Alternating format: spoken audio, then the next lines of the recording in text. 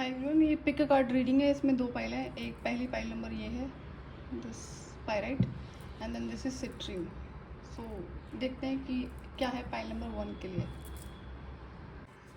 सो pile number 1 आपके cards हैं 8 of mirrors, 10 of scrolls, 2 of scrolls, and then 9 of scrolls. Magic, knowledge, grace.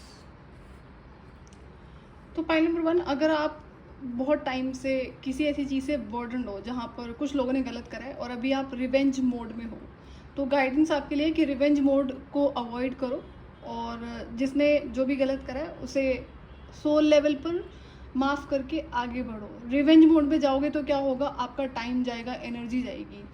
तो अभी आप बहुत ज़्यादा टायर्ड हो because of all these things, जो भी सिचुएशन हुई है, जो भी चाहे लड़ाई झगड़े हैं, बैक स्टैबिंग है और कोई पेनफुल सिचुएशन हो सकती है, तो आप बुरी तरह से इमोशनली और मेंटली टायर्ड हो, फिजिकली नहीं। तो गाइडेंस यही है कि बार बार अगर आपके मन में ये आ रहा है कि you want to take revenge, तो डोंट गेट इनटू दैट। जो गलत करता है उसको सबक सिखाना ज़रूरी होता है, बट कई बार क्या होता है कि आपको जब आप इतनी ज़्यादा हैवी सिचुएशन से उभर रहे हो, तो ये टाइम है कि अब आप खुद को वहाँ से निकालो। तो आप चारों तरफ से गिरे हुए थे इन लोगों से, गलत लोगों से, तो ये टाइम है बहुत साइलेंटली आपको निकालना है। ऐसे बिहेव करना कुछ हुआ ही नहीं है। उनको माइंड और सोल लेवल पे माफ़ करोगे और आगे बढ़ोगे। इससे क्या होगा, आपकी हीलिंग होगी। जब हमें गुस्सा आता है किसी इंसान के गलत कर्म पे, जिसने गलत करा है आपके साथ में, तो जो आपकी एनर्जी है वो बहुत हैवी लेवल पे वहाँ पर ट्रांसफ़र हो रही होती है।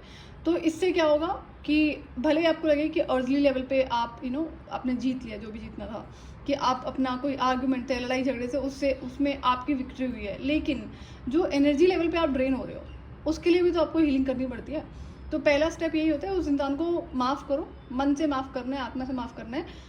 जाकर आपको कुछ नहीं बोलना है। ऑब्वियसली बात है, आपकी गलती नहीं तो आप माफ़ी क्यों मांगोगे। बट स्टिल जब कोई आपके साथ में गलत करे जहाँ पर आपकी गलती है, तो गुस्सा आता है, विच इज़ नेचुरल। तो इस केस में आपके लिए यही है कि पीस, हीलिंग को चूज़ करो, उसको माफ़ करो और आगे बढ़ो, तब जाकर आपकी हीलिंग होगी। एंड अगर अभी तक आप दूसरा क्या है कि अगर बहुत टाइम से आप स्टक थे किसी सिचुएशन में, तो मूवमेंट आपकी लाइफ में आ रहा है, बट ये चॉइस डिसीजन आपको लेना पड़ेगा। अगर आप कंफ्यूज हो कि आगे बढ़ना है नहीं बढ़ना है, तो आगे बढ़ने के लिए आपको कहा जा रहा है स्टक मत रहो। अगर स्टक रहोगे एक ही सिचुएशन में तो मूवमेंट नहीं आएगा, एंड देन वो और ज़्यादा फ्रस्ट्रेटिंग हो जाएगा, and you really need rest. तो आप कहीं घूमने जाओ, बाहर जाओ, नेचर में जाओ, लेकिन आपका बाहर जाना बहुत ज़रूरी है, लाइक हीलिंग पर्पज़ से। खुद के साथ टाइम स्पेंड करो, तो ये बहुत ज़रूरी है। एंड आपके कुछ ड्रीम्स है तो उसको आप मैनिफेस्ट करने पे अपना टाइम एनर्जी इन्वेस्ट करो, किसी और इंसान पे, किसी और के थॉट्स पर इन्वेस्ट मत करो। जो एनर्जी आप दूसरों पे लगा रहे हो, चाहे एंगर में, किसी और चीज़ में, तो उस एनर्जी को आप अपने ड्रीम्स को, गोल्स को मैनिफेस्ट करने में लगाओ, चाहे वो आपका हेल्थ है, वेल्थ है या कोई और चीज़ है। अगर कोई ऐसी सिचुएशन थी जहाँ पर आपको समझ नहीं आता कि क्या करा जाए, तो आपके लिए गाइडेंस आ रही है। स्पिरिट वर्ल्ड, जो स्पिरिट है वो आपको इन्फॉर्मेशन देंगे, आपको इंट्यूशन के थ्रू आपको बताया जा रहा है कि क्या करना है, किस तरह से मूव करना है। एंड गाइडेंस यही है कि बहुत साइलेंटली मूव करो। पता नहीं आई मीन कोई जैसे रोक रहा है कुछ बोलने से ना, एक second, maybe I am missing on something, but मैं आपको ये बता रही हूँ कि आप खुद को हील करो और आगे बढ़ जाओ। इसमें लड़ाई झगड़े में आपको नहीं पड़ना है, ये आपके लिए बेस्ट रहेगा for the time being. Revenge mode अभी आप रहने दो, डिवाइन अपने आप देख लेंगे फॉर द टाइम बीइंग। अगर कोई आपसे अननेसेसरी मैस कर रहा है तो वहाँ पे सबक सिखाना बहुत ज़रूरी होता है, बट फिलहाल की जो सिचुएशन है, एक पर्टिकुलर लेसन होता है जहाँ पर आपको आगे ही बढ़ना है। तो ये मैसेज बहुत क्लियर है, आपको अपनी सिचुएशन का पता होगा, किस तरह की सिचुएशन में हो आप। कंफ्यूज्ड, स्टक होने के साथ साथ में एनर्जेटिकली ड्रेन भी हो रहे हैं।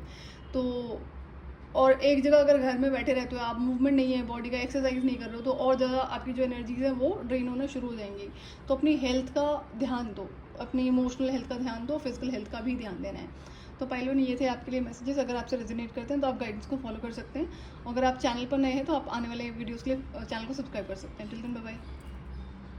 हेलो पाइल नंबर 2, जिन्होंने भी सेट्रिन चूज़ किया था, लेट्स सी कि आपके लिए कार्ड्स क्या है। Night of scrolls, Seven of Mirrors, the Hangman, the World.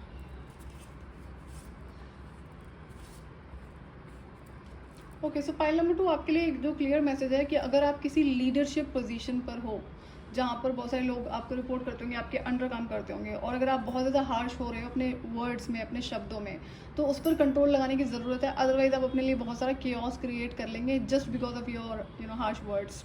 तो हो सकता है कि आप इस टाइम पे इमोशंस को ज़्यादा यूज़ कर रहे हैं रादर देन लॉजिक। तो जब आप अपना प्रोफेशनल फील्ड में होते हो या फिर कई बार ऐसी पर्सनल लाइफ में सिचुएशंस होती है जहाँ पर अगर कोई ऐसी सिचुएशन है तो डेफिनेटली कि आपको गुस्सा आएगा जहाँ पर डिफरेंट सिचुएशन हुई है।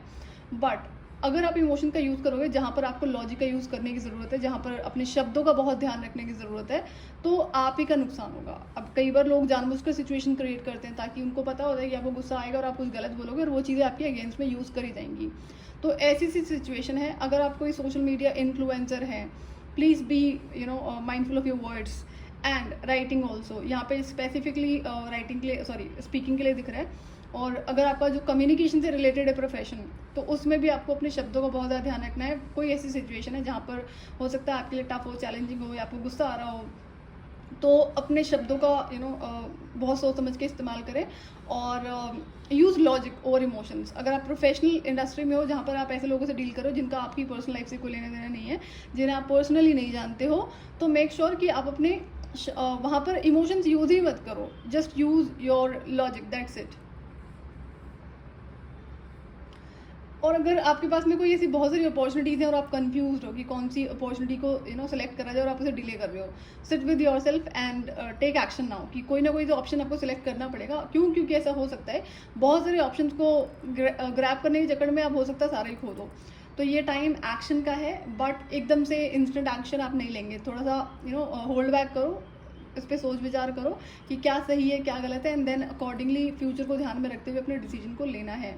एंड आप प्रॉस्पेरिटी, पहली बात तो आप एक अबंडेंट पर्सन हैं, यहाँ पे अबंडेंट हैं, बहुत फिजिकल आपके लुक्स बहुत अच्छे होंगे, तो एक चार्मिंग पर्सनैलिटी है, बट देन नो कि आप हर चीज़ में अबंडेंट हैं। तो दैट कैन ऑल्सो भी रीज़न ना कि कोई आपको इंटेंशनली प्रोवोक करने की कोशिश कर रहा है सो दैट लोग आपके अगेंस्ट में हो जाएं। अगर ऐसी सिचुएशन है तो ये होता है, लोग एक्सेप्ट नहीं कर पाते कि गलत लोग हैं तो उनका काम है ऐसा करना, बट दैट डजंट मीन ना कि आप वो होने दोगे। आपको हर बार शब्दों में बोल के हर चीज़ बताने समझाने की ज़रूरत नहीं होती है।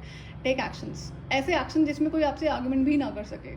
तो ये आपके लिए गाइडेंस है। अगर आप ऑलरेडी बहुत अबंडेंट हो, फिजिकल बॉडी में बहुत अच्छे लुक्स हैं आपके, और आप वेल्थ में भी बहुत अच्छा अर्निंग कर रहे हो, एंड अच्छी लीडरशिप पोजीशन पर भी हो, तो जेलसी लोगों में होती है, and don't let this get ruined by others.